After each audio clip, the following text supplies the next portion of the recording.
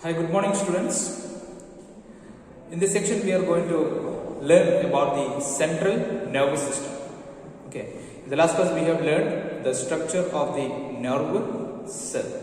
Okay. Now we are going to talk about the central nervous system. Okay. Here we can see we have the brain and the spinal cord. Okay.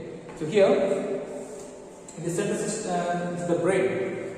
First we can talk about the brain. So I will show you a model of the brain. Okay. So here the brain will be covered with a bony coverage. There is a bony covering that is known as the skull or the cranium. Okay. Just below the cranium, the brain it is covered by certain layers. They are all together known as the meninges. Okay, there are three meninges membranes. Okay, first one is the dura mater, second one, the middle one that is known as the arachnoid layer, and the third one that is known as the pia mater. Okay, all these three layers they constitute the meninges. But the role of the meninges, it will cover the brain externally. Okay, then what are the parts of the brain?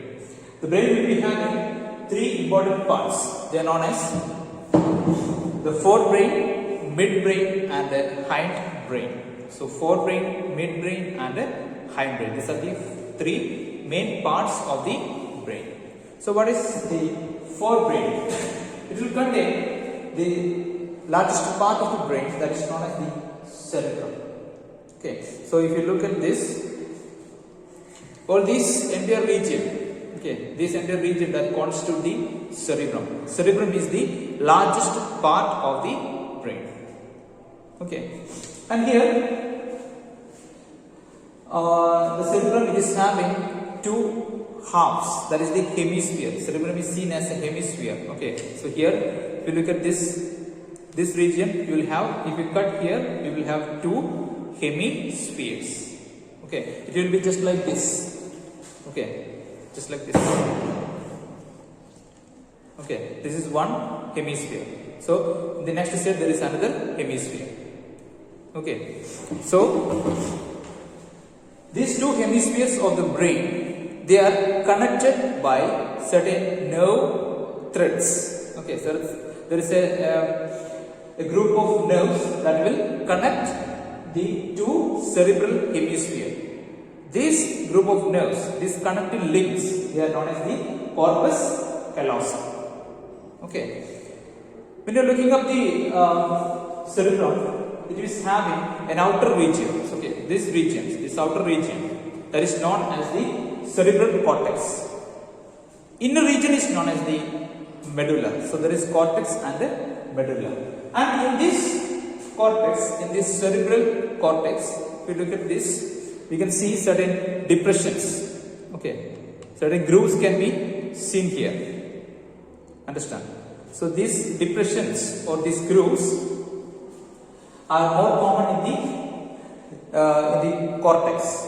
Okay, so that ridges are known as the gyri and depressions are known as sulci. Okay, so these are the depressions. Depressions are known as the sulci, and this region, that is the ridges and the depressions.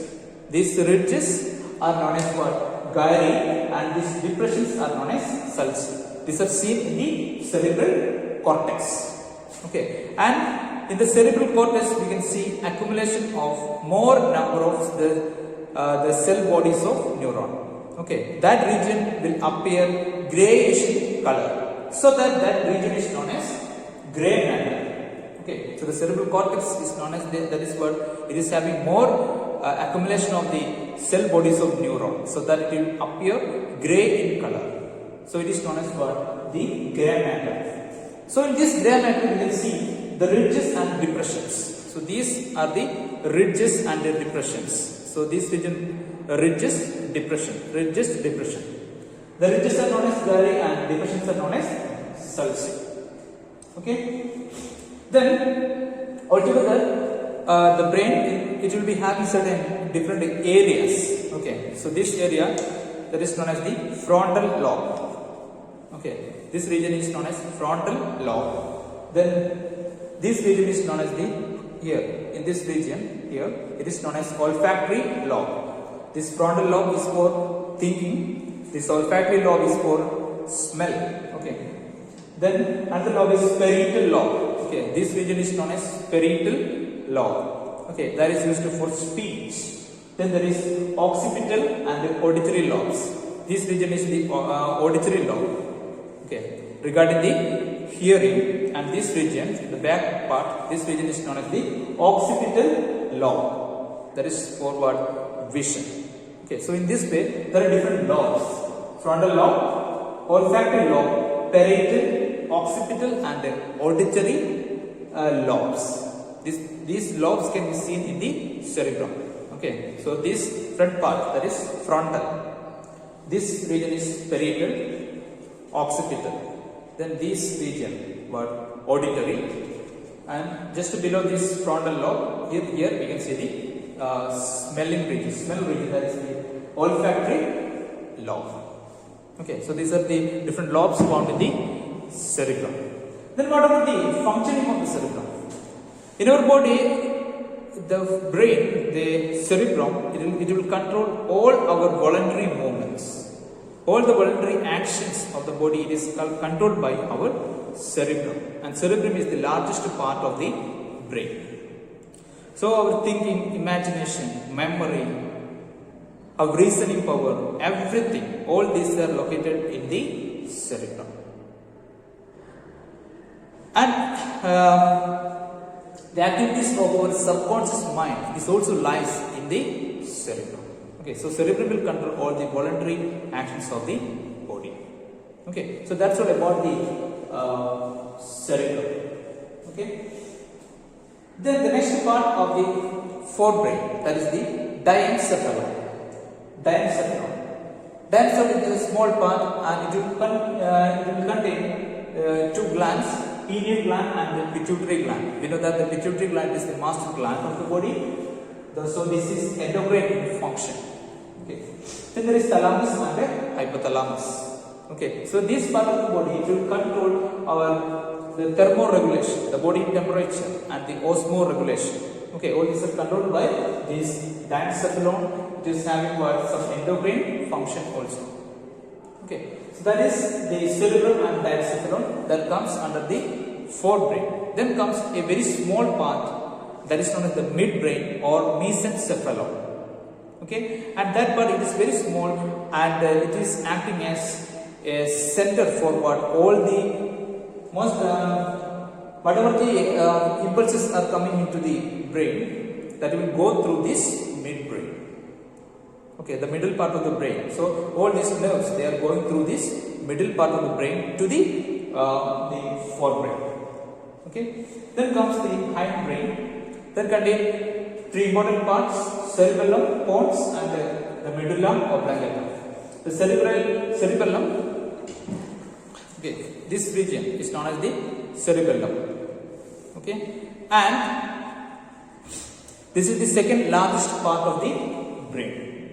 Okay, it will control our body movements, the body equilibrium. It is controlled by the cerebellum. Then this cerebellum is followed by this part, this region, the first part. It is known as the pons. Okay, it will act as the brain stem, because on these pons is that all the other part of the brain is going to lie above these pons, so that it is known as the brain stem. And it will it's a passage for what the forebrain to the spinal cord. It will connect the spinal cord with the forebrain. Then comes followed by this pons.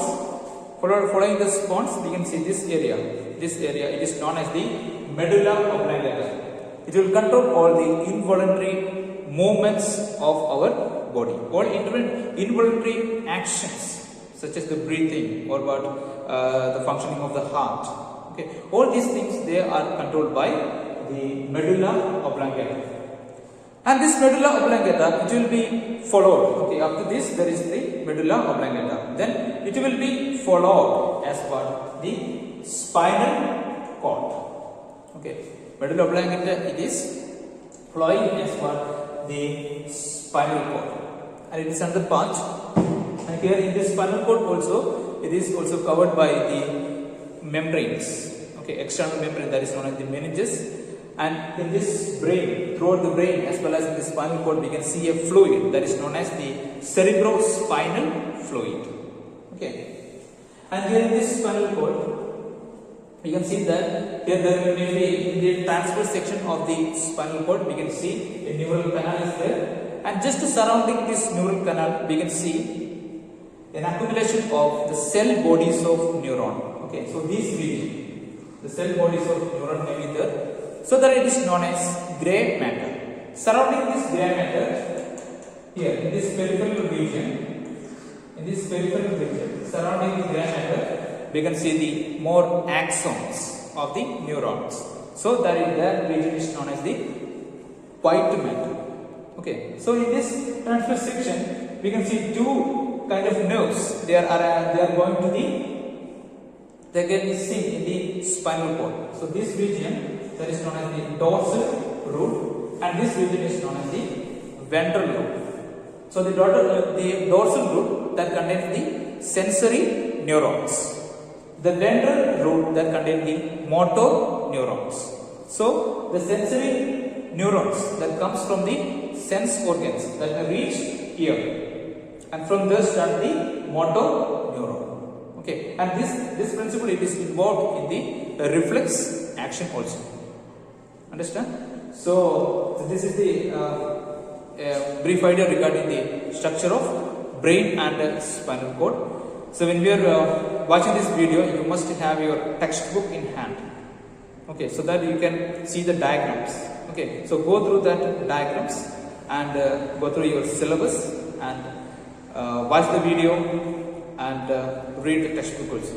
Okay, and if you find any doubts, there may arise some kind of doubts. So these kind of doubts are common, and if you have any such kind of doubt, you can ask me.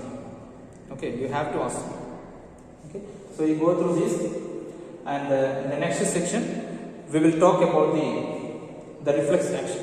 Okay, in the reflex action you can see this diagram. I will explain it once more when we will talk about the reflex action. Okay, so in this section we have learned only about the brain and spinal cord, what are its function, and what are the parts found in the brain. Okay, so then what about the spinal cord? The spinal cord is also having different functions. That is, it is receiving numerous sensory neurons. Okay, and it will transfer these kind of neurons into the brain. From the brain, the neurons may come here, the motor neurons. From here, it will go into the effector organs. Okay, so when we are talking about the reflex action, I will talk about the detailed function of the spinal cord. Okay, so that's all about today. You go through this lesson, and if you have any doubt, you can ask me. Okay, in the next class we will talk about the reflex action. Okay.